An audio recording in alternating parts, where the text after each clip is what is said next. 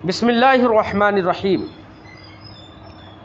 المقصد الاول فی المرفوعات، پہلا مقصد مرفوعات کے بیان میں۔ صاحب کتاب جب مقدمے کے بیان سے فارغ ہو گئے تو اب مقاصد میں شروع ہوتے ہیں، تو پہلا مقصد بیان کرتے ہیں اور فرماتے ہیں کہ مرفوعات کے بیان میں بیٹا مرفوعات ہوتے ہیں، منصوبات ہوتے ہیں، مجرورات ہوتے ہیں، لیکن جو مرفوع ہوتے ہیں وہ منصوبات اور مجرورات پر مقدم ہوتے ہیں۔ کس معنی کر؟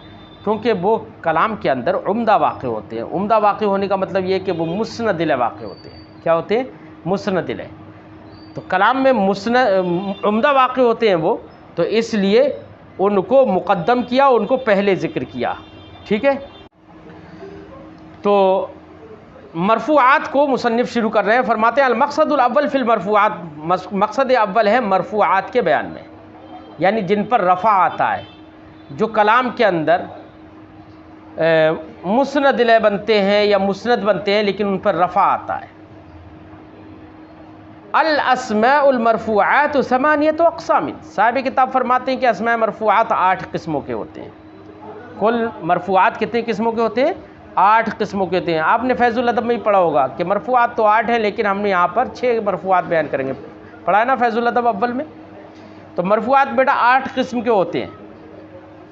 کون کون سی ہیں وہ 8 قسمیں؟ صاحب کتاب وہ 8 قسمیں پہلے بتا رہے ہیں، اس کے بعد ہر ایک کی تفصیلی گفتگو آئے گی۔ پہلی قسم ہے فاعل، دوسری قسم ہے مفعول و ما لم یسمى فاعلہ، یعنی وہ مفعول جس کا فاعل ذکر نہ کیا گیا ہو، یعنی جس کو ہم پہلے جیسے کوئی مفعول بھی تھا اور اس کا فعل کا فاعل ذکر نہیں کیا گیا اور فعل مجہول کو ذکر کیا گیا، تو اب جو مفعول بھی تھا اسی کو نائب فاعل بنا دیا جاتا ہے، یعنی فاعل کی جگہ میں رکھ دیا جاتا ہے۔ تو مفعول ما لم یسمى فاعلہ وہ نائب فاعل ہی کہلاتا ہے۔ ٹھیک ہے، تو پہلا مرفوع کیا ہے؟ فاعل ہے، دوسرا نائب فاعل ہے یعنی جو مفعول ما لم یسمى فاعلہ، اور تیسرا مبتدا ہے، چوتھے خبر ہے، پانچویں خبر و انا کی خبر ہے۔ پہلی مبتدا کی خبر، دوسری انا کی خبر۔ ٹھیک ہے نا، انا اور اس کے اخوات، انا کا انا، لکنہ، لیت، لعل، یہ حروف مشبہ بالفعل ہیں، ان کی خبر بھی مرفوع ہوتی ہے بیٹا، یعنی اس پر رفع آتا ہے۔ وہ اسم و کانا، ایسے ہی چھٹا مرفوع کیا ہے؟ اس کانا کا اسم ہے، کانا اور اس کے اخوات کا اسم، کانا سارا ذلہ باتا اصبح امسا وغیرہ وغیرہ، جو افعال ناقصہ ہیں، ان تمام افعال ناقصہ کے اسم بھی بیٹا مرفوع ہی ہوتے ہیں۔ ٹھیک ہے، وہ اسم ما و لا المشبہتین بلیسا، اور ما اور لا کا اسم جو ما اور لا لیسا کے مشابہ ہوتے ہیں عمل میں۔ ٹھیک ہے، ما اور لا کس کے مشابہ ہوتے ہیں؟ لیسا کے مشابہ ہوتے ہیں عمل میں، جیسے کہ لیسا نفی کا معنی پیدا کرتا ہے، ویسی ما اور لا بھی نفی کا معنی پیدا کرتے ہیں۔ تو ما اور لا کے اسم بھی بیٹا مرفوع ہوتے ہیں، جیسے ما زید قائما، ٹھیک ہے، لا رجل قائما۔ ٹھیک ہے، تو اسم کیا ہے ان کا؟ مرفوع ہے۔ تو ما اور لا کے اسم بھی مرفوعات سے ہیں۔ ما اور لا کون سے؟ جو کہ لیسا کے مشابہ ہوتے ہیں، المشبہتین بلیسا، جو لیسا کے مشابہ ہوتے ہیں۔ 7 مرفوعات ہو گئے، اور 8واں مرفوع ہے خبر و لا التی لنفی الجنس، اس لا کی خبر جو لا نفی جنس کے لیے ہوتا ہے۔ کس کے لیے؟ کس کی نفی کے لیے ہوتا ہے؟ جنس کی نفی کے لیے۔ تو لائے نفی جنس کی خبر بھی بیٹا مرفوع ہوتی ہے۔ میں مثال دوں، جیسے ہم نے کہا لا رجل فی الدار، یہاں پر فی الدار تو چلو ابھی آپ نہیں سمجھیں گے، لیکن ہم نے کہا لا رجل قائم، اس کا معنی ہوگا کوئی آدمی نہیں کھڑا ہے، کوئی آدمی نہیں کھڑا ہے۔ تو یہاں پر قائم یہ خبر ہے لائے نفی جنس کی، اور وہ مرفوع ہے نہیں ہے۔ تو اس لا کی خبر جو کہ نفی جنس کے لیے ہوتا ہے، جنس کی نفی کے لیے ہوتا ہے، تو ایسے لا کی خبر بیٹا مرفوع ہوتی ہے، مرفوعات میں سے ایک مرفوع ہے۔ تو یہ کل 8 مرفوعات ہوئے۔ 8 مرفوعات کی تفصیلی گفتگو صاحب کتاب کر رہے ہیں۔ تو پہلی فصل فاعل کے بیان میں، سب سے پہلا مرفوع کون تھا؟ فاعل۔ تو پہلی فصل فاعل کے بیان میں فرماتے ہیں فصل اول الفاعل، فاعل کسے کہتے ہیں؟ تو آپ کو آج اس میں کیا سمجھنا ہے کہ فاعل کی تعریف کیا ہے، فاعل کسے کہتے ہیں۔ بیٹا آپ نے پڑھا ہوگا کہ فاعل کام کرنے والے کو کہتے ہیں۔ کیا پڑھا ہوگا؟ فاعل کام کرنے والے کو کہتے ہیں۔ صحیح بات ہے کہ فاعل کام کرنے والے کو کہتے ہیں، لیکن اس کی صحیح تعریف کیا ہوگی؟ وہ تو فارسی زبان میں آپ نے پڑھ لیا، فاعل کام کرنے والے کو کہتے ہیں، ان کو تو فعل کیسا لانا ہے اسے مطلب ہی نہیں فارسی زبان میں، تو فعل کیسا لانا ہے، کہاں لانا ہے، پہلے لانا ہے بعد میں لانا ہے، ان کا کوئی اتنا بڑا قاعدہ نہیں ہوتا ہے. لیکن عربی کا اپنا ایک قاعدہ ہے کہ فاعل کام کرنے والے کو تو کہتے ہیں، لیکن اسی صورت میں فاعل کہیں گے جبکہ جو اسم کام کرنے والا ہو، کام کرنے والے کا کوئی اسم ہو، مثلا زید ہے، زید نے مارا، تو کام کس نے انجام دیا؟ مارنے کا، زید نے. تو زید کام کرنے والا ہے. اب ہم اس اسم سے پہلے، زید سے پہلے فعل یا شبہ فعل لے کر آئیں. کیا لے کر آئیں؟ فعل یا شبہ فعل لے کر آئیں، اور اس فعل یا شبہ فعل کی اسناد اس کی جانب کر دیں، اس اسم کی جانب. ٹھیک ہے، اسم کی جانب فعل یا شبہ فعل کی اسناد کر دیں. اور یہ اسناد بھی بیٹا علی جہت القیام ہونا چاہیے، علی جہت الوقوع نہیں ہونا چاہیے. ایک ہوتا ہے علی جہت القیام اسناد کرنا، ایک ہوتا ہے علی جہت الوقوع اسناد کرنا. علی جہت القیام کا مطلب ہوتا ہے کہ وہ فعل یا شبہ فعل معروف ہو. کیا ہو؟ معروف ہو، مجہول نہ ہو. اگر فعل یا شبہ فعل پہلے ہے اور وہ معروف ہے، مجہول نہیں ہے، پھر اس کی اسناد ہوتی ہے، تو اس اسناد کو کہا جاتا ہے کہ یہ اسناد علی جہت القیام ہے. کیا کہا جاتا ہے؟ علی جہت القیام. مثال کے طور پر میں نے کہا زید، میں نے کہا ضرب زید، زید نے مارا. قام عمر، عمر کھڑا ہوا. ٹھیک ہے، اب ان مثالوں میں دیکھو، قام فعل ہے، آپ سے میں پوچھ لوں یہ فعل معروف ہے یا فعل مجہول ہے؟ تو آپ کہیں گے کہ فعل معروف ہے، ماضی واحد مذکر غائب کا صیغہ ہے فعل معروف. ٹھیک ہے، فعل معروف ہے. اب اس قامہ کی نسبت یا اس ضربہ کی نسبت ہم نے کس کی جانب کر دی؟ عمر یا زید کی جانب کر دی. تو فعل معروف کی نسبت ہو رہی ہے نا، اسناد ہو رہی ہے فاعل کی جانب، کیونکہ کھڑا ہونے والا کون ہے؟ زید. عمر. مارنے والا کون ہے؟ زید. ٹھیک ہے، تو فاعل کی جانب مطلب جس اسم نے فعل کو انجام دیا ہے، فعل کی اسناد اسی اسم کی جانب ہو گئی اور فعل معروف کی اسناد ہو گئی. تو کہا جائے گا یہاں پر فعل کی اسناد اس اسم کی جانب جو فعل کے بعد ہے، اس اسم کی جانب علی جہت القیام ہے، یعنی فعل معروف کی نسبت ہے، اسناد ہے. ٹھیک ہے، تو اس کو علی جہت القیام کہتے ہیں.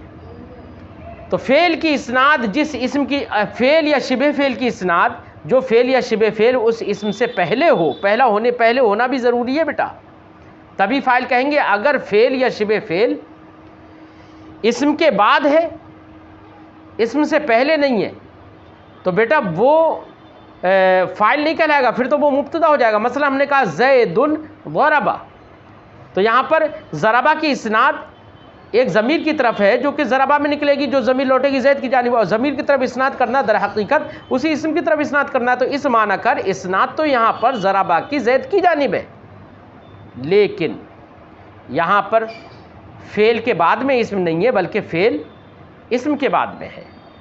اس لیے یہاں پر زید کو ہم فاعل نہیں کہیں گے بلکہ مبتدا کہیں گے. تو فاعل ہونے کے لیے اسم کا فعل کے بعد یا شبہ فعل کے بعد میں ہونا ضروری ہے، اور جس فعل یا شبہ فعل کی اسناد اس اسم کی جانب علی جہت القیام کی گئی ہو، بے اعتبار وقوع نہ کی گئی ہو، یعنی وہ فعل اس پر واقع نہ ہو. بیٹا کبھی کبھی اسناد ہوتی ہے اس اعتبار سے کہ اس پر واقع ہوتا ہے. مثلا ہم نے کہا ضرب زید عمرا، زید نے عمر کو مارا، تو ضربہ کی اسناد تو عمر کی جانب بھی ہے نا، لیکن عمر کی جانب اس اعتبار سے ہے کہ ضرب عمر پر واقع ہوئی ہے، کیونکہ زید پٹا ہے. زید نے عمر کو مارا ہے تو عمر پٹا ہے یہاں پر. تو عمر کی طرف یہاں پر جو اسناد ہو رہی ہے ضربہ کی، یہ وقوع کے اعتبار سے ہو رہی ہے، اس پر واقع ہو رہا ہے یہ فعل، نہ کہ اس کے ساتھ قائم ہو رہا ہے. قائم ہونے کا مطلب کہ اس کی طرف فعل معروف کی اسناد ہو، ہے نا، اس واقع نہ ہو اس پر. مگر تو ضربہ زید میں زید کی طرف فعل معروف کی اسناد ہے اور اس پر واقع نہیں ہے بلکہ عمر پر واقع ہے، اس لیے زید فاعل کہلائے گا. اس لیے صاحب کتاب فاعل کی تعریف میں کہہ رہے ہیں الفاعل کل اسم قبلہ فعل اور صفت. فاعل ہر وہ اسم ہے جس اسم سے پہلے فعل یا صیغہ صفت ہو، اسند الیہ، اور وہ فعل یا شبہ فعل یا صیغہ صفت اس اسم کی جانب مسند کر دیا گیا ہو، علی معنی، اس طور پر، اس معنی پر، انہ قام بہ، کہ وہ فعل یا شبہ فعل اس اسم کے ساتھ قائم ہو. یعنی قائم ہونے کا مطلب یعنی فعل یعنی معروف کی اسناد کی گئی ہو، لا وقع علیہ، اس پر واقع نہ ہو. مفعول بھی کو نکالنے کے لیے لا وقع علیہ نکال دیا. ٹھیک ہے، یا یہ کہہ لو کہ مفعول ما لم یسمى فاعلہ کی جانب بھی فعل کی اسناد ہوتی ہے بیٹا، کس کی جانب؟ بلکہ یہی کہو کہ مفعول ما لم یسمى فاعلہ، ہم نے کہا ضرب زید، زید مارا گیا، تو ضرب فعل مجہول کی اسناد یہاں پر زید کی جانب کر دی گئی، لیکن بیٹا اسناد تو ہے لیکن قیام کے طریقے پر نہیں ہے، فعل معروف کی نہیں ہے بلکہ فعل مجہول کی ہے، تو یہاں پر کہا جائے گا کہ ضرب تو زید پر باقی ہوئی ہے نہ کہ اس کے ساتھ قائم ہے، ٹھیک ہے؟ ضرب زید میں زید مارا گیا، تو یہ فاعل کی تعریف ہو گئی۔ کیا آپ کیسے تعریف کریں گے؟ فاعل ہر وہ اسم ہے جس سے پہلے فعل یا شبہ فعل یعنی صیغہ صفت ہو اور فعل یا شبہ فعل کی اسناد اس کی طرف کی گئی ہو قیام کے طریقے پر نہ کہ وقوع کے طریقے پر، یعنی وہ فعل یا شبہ فعل اس پر واقع نہ ہو۔ یہ فاعل کی تعریف یاد رکھنا۔ مثال دے رہے ہیں جیسے قام زید، فعل کی مثال ہے، یہاں پر قامہ، یہاں پر زید جو ہے زید ایسا اسم ہے جس سے پہلے قامہ فعل ہے اور اس قامہ فعل معروف کی اسناد زید کی جانب کی گئی ہے، اور فعل معروف کی گئی ہے تو اس کو کہا جائے گا کہ یہ اس کے ساتھ قائم ہے، اس پر واقع نہیں ہے۔ ایسی زید ضارب ابوہ عمرا، زید اس کا باپ عمرو کو مارنے والا ہے، تو یہاں پر ضارب بیٹا صیغہ صفت ہے اور ابوہ یہ اسم ہے جس سے پہلے صیغہ صفت ضارب ہے، ٹھیک ہے؟ اور اس ضارب کی اسناد ابوہ کی جانب بطور قیام ہے۔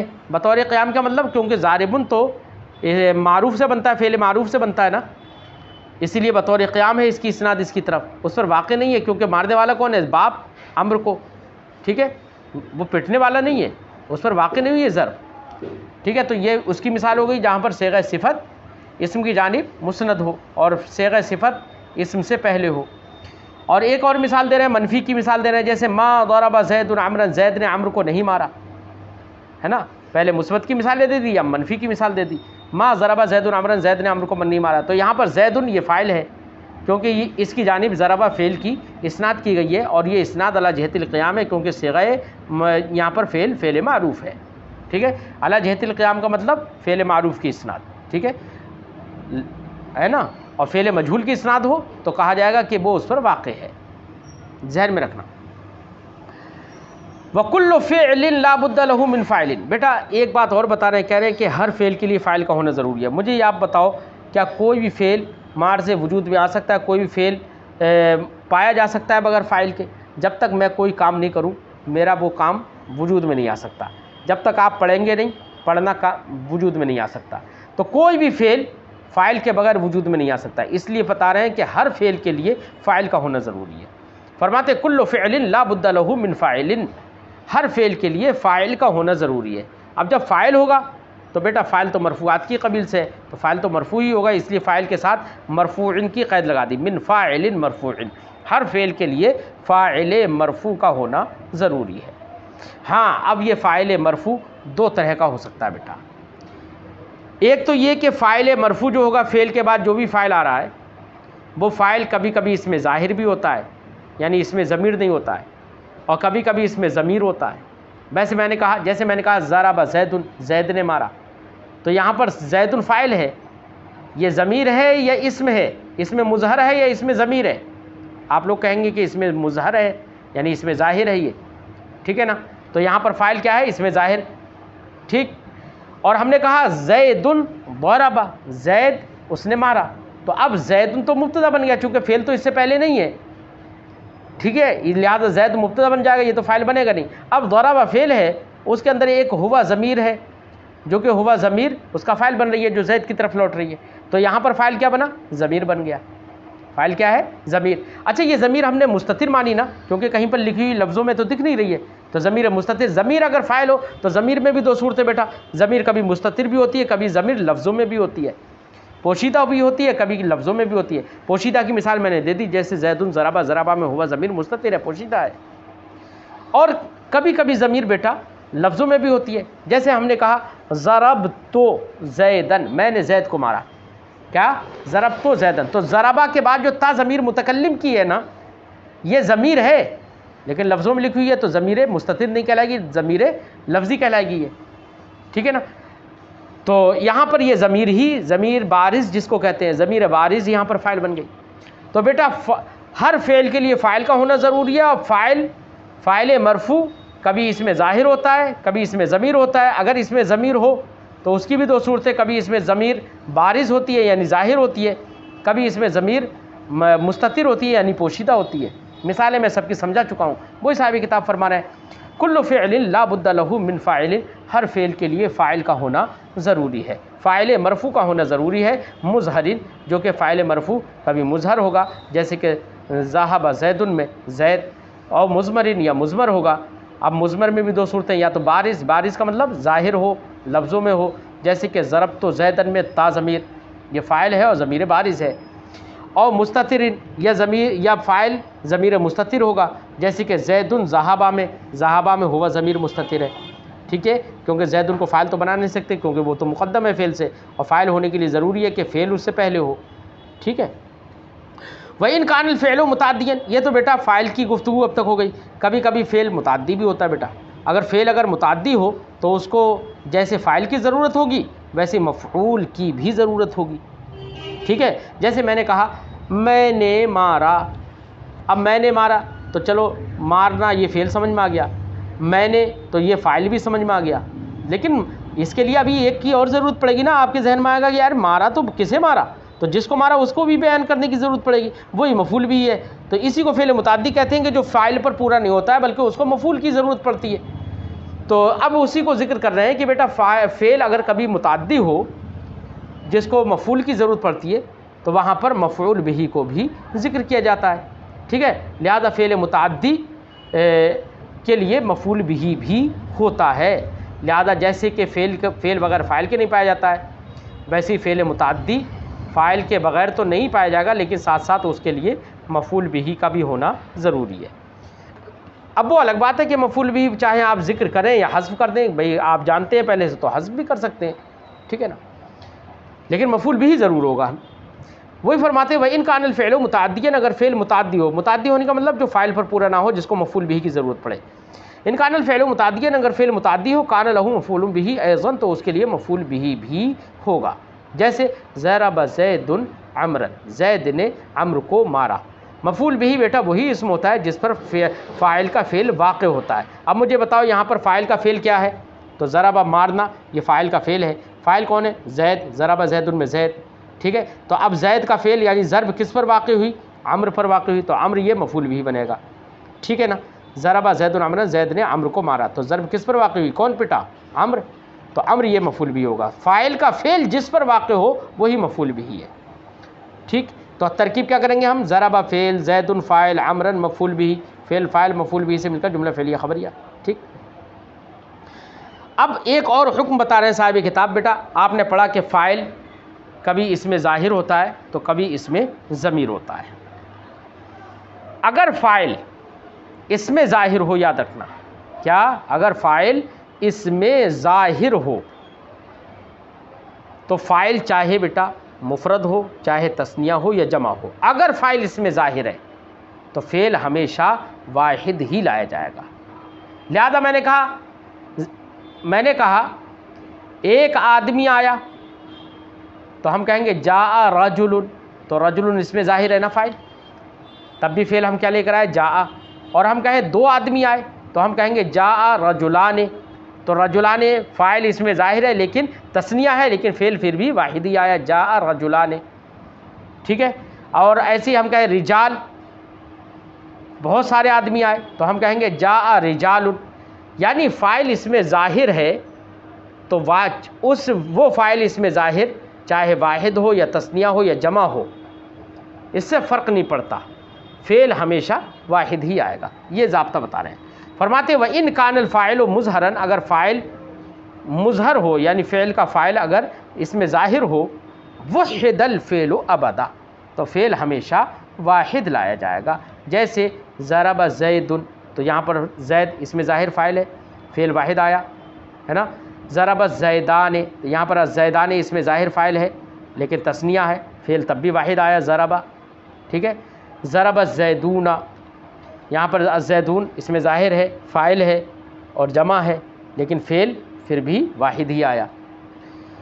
ٹھیک ہے، اگر فاعل اس میں ظاہر ہو تو فعل بیٹا واحد ہی آئے گا، چاہے فاعل واحد ہو، تثنیہ ہو یا جمع ہو. لیکن اگر فاعل اس میں ضمیر ہے، کیا ہے؟ فاعل اس میں ضمیر اگر ہے تو وہاں پر فعل فاعل کے مطابق آئے گا. فاعل اگر اس میں ضمیر ہے تو اگر فاعل اس میں ضمیر ہے تو اگر وہ ضمیر واحد کی ہو تو فعل واحد، ضمیر تثنیہ ہو تو فعل تثنیہ، ضمیر جمع ہو تو فعل جمع. مثال دوں میں آپ کو اس کی. میں نے کہا زید ضرب، زید اس نے مارا، تو زید کی طرف ضمیر لوٹے گی نا. ضربہ کا فاعل کون بنے گا؟ زید، وہی ضمیر جو کہ زید کی جانب لوٹ رہی ہے. اب وہ زید ایک ہے تو ضمیر بھی کیا نکلے گی؟ واحد کی، ہوا ضمیر نکلے گی. تو اب دیکھو ضمیر واحد کی ہے، فعل واحد آیا ضربہ. اور وہیں پر ہم کہیں الزیدان ضربا، ٹھیک ہے. تو یہاں پر الزیدان چونکہ یہ تثنیہ ہے تو ضربا میں جو ضمیر نکلے گی وہ تثنیہ کی نکلے گی، ٹھیک ہے. ضمیر کون سی نکلے گی؟ تثنیہ کی. تو اب ایسی صورت میں فاعل اس میں ضمیر تثنیہ ہوا تو اب فعل تثنیہ والا صیغہ استعمال کر لیا گیا نا، ضربا، ٹھیک ہے. اور ہم کہیں الزیدون تو یہ جمع ہے. دیکھو اب اس کے بعد فعل لے کر آئیں اور تو ہم کہیں گے ضربو، کیونکہ ضربو میں ایک ضمیر ہے واو، وہ لوٹ رہی ہے کس کی جانب؟ الزیدون کی جانب، ٹھیک ہے. تو ضمیر اس میں ضمیر جو ہے وہ فاعل ہے اور وہ فاعل کیا ہے؟ وہ ضمیر جمع کی ہے. تو فعل صیغہ ہم نے کون سا استعمال کیا؟ جمع کا، ضربو، ٹھیک ہے. وہی فرماتے ہیں وَإِنْ كَانَ مُضْمَرًا، اگر فاعل اس میں ضمیر ہو، وُحِّدَ لِلْوَاحِد تو فعل واحد لایا جائے گا واحد کے لیے، جیسے زید ضربا. سُنِّیَ لِلْمُثَنَّى اور تثنیہ لایا جائے گا مثنى کے لیے، جیسے الزیدان ضربا. وَجُمِعَ لِلْجَمْعِ اور جمع لایا جائے گا جمع کے لیے، جیسے الزیدون ضربوا، ٹھیک ہے. یہ تو بیٹا مذکر کی بات تھی. لیکن اگر فاعل بیٹا مؤنث ہو تو مؤنث کی دو صورتیں ہیں، کبھی مؤنث حقیقی ہوتا ہے، کبھی مؤنث غیر حقیقی ہوتا ہے. اگر فاعل مؤنث حقیقی ہو، کیا ہو؟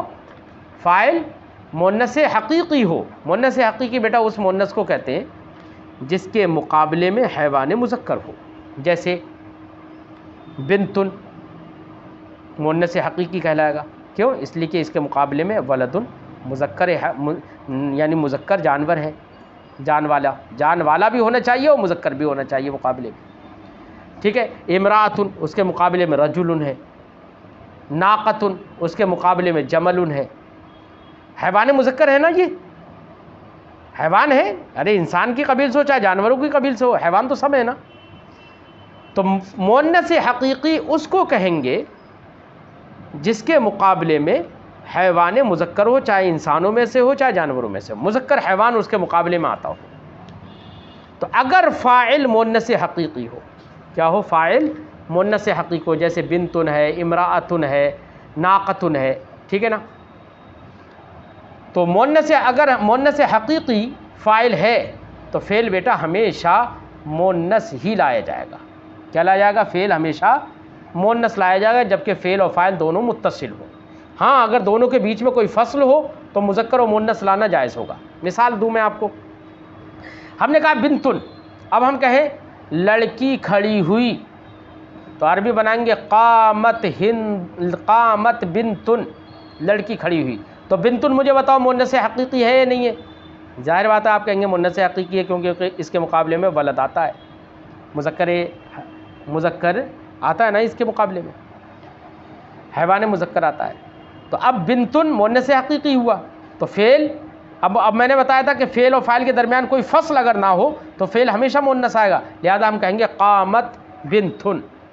اور وہیں پر فصل ہو جائے دونوں کے بیچ میں تو ایسی صورت میں مذکر و مؤنث لانا دونوں جائز ہو جائے گا، لہذا ہم کہیں گے قام الیوم بنتن. تو قام مذکر بھی لا سکتے ہیں کیونکہ الیوم بیچ میں آ گیا، قام الیوم بنتن. اور مؤنث بھی لا سکتے ہیں فعل کو، قامت الیوم بنتن، یہ بھی کہہ سکتے ہیں، ہے نا. ایسے ہم نے کہا ذہبت ناقتن، تو یہاں پر ذہبت اور ناقتن مؤنث حقیقی ہے، لہذا اس کے لہذا فعل مونس لائے ہم کیوں؟ اس لیے کہ دونوں کے درمیان کوئی فصل نہیں ہے، تو فعل کو مونس لانا واجب، لہذا ہم کہیں گے ذہبت ناقۃ، ٹھیک ہے۔ اور اگر وہیں پر فصل کر دیں بیچ میں تو مذکر و مونس دونوں لانا صحیح، لہذا ہم کہیں گے ذہبت الیوم ناقۃ اور ذہب الیوم ناقۃ، یہ کہہ سکتے ہیں۔ فرماتے وَإِنْ كَانَ الْفَاعِلُ مُؤَنَّثًا، اگر فاعل حقیقیاً، فاعل اگر مؤنث حقیقی ہو، مؤنث حقیقی کسے کہتے ہیں؟ فرماتے وَهُوَ مَا بِإِزَائِهِ ذَكَرٌ مِّنَ الْحَيْوَانِ، مؤنث حقیقی اس کو کہیں گے جس کے مقابلے میں حیوان مذکر ہو۔ تو اگر فاعل مؤنث حقیقی ہے اُنِّثَ الْفِعْلُ ابدا، فعل ہمیشہ مؤنث لایا جائے گا۔ کب؟ ان لم تفصل بین الفعل والفاعل، اگر فعل اور فاعل کے درمیان کسی چیز سے فصل نہ کریں آپ، جیسے قامت ہند، فعل مؤنث لایا نا، کیونکہ فعل اور فاعل ہندن کے درمیان کوئی فصل بھی نہیں ہے، تو فعل مؤنث ہی لائیں گے یہاں پر۔ وَإِن فصلتا، اور اگر آپ فصل کر دیں، دونوں کے بیچ میں کوئی کچھ لا کر فصل کر دیں، تو فرماتے فَلَكَ الْخِيَارُ فِي التَّذْكِيرِ وَالتَّأْنِيثِ، تو آپ کو ایسی صورت میں اختیار رہے گا مذکر اور مؤنث لانے میں، یعنی فعل کو مذکر بھی لا سکتے ہیں، فعل کو مؤنث بھی لا سکتے ہیں۔ جیسے ضرب الیوم ہند، تو یہاں پر الیوم دو فعل اور فاعل کے درمیان بیچ میں الیوم آ گیا، فصل ہو گیا، لہذا ہندن کا فعل ضربہ مذکر لے کر آ گئے ہم، اور چاہے تو ہم کہیں ضربت الیوم ہندن، یہ بھی کہہ سکتے ہیں ہم۔ وَإِن شِئْتَ، اور اگر آپ چاہیں قلتا، آپ کہیں گے ضربت الیوم ہندن، یعنی فعل کو مؤنث لا کر کے بھی کہہ سکتے ہیں، ٹھیک ہے۔ وَكَذَلِكَ فِي الْمُؤَنَّثِ الْغَيْرِ الْحَقِيقِ، یہی حال رہے گا مؤنث غیر حقیقی میں، لیکن بیٹا مؤنث غیر حقیقی کی گفتگو ہم اگلے سبق میں کریں گے۔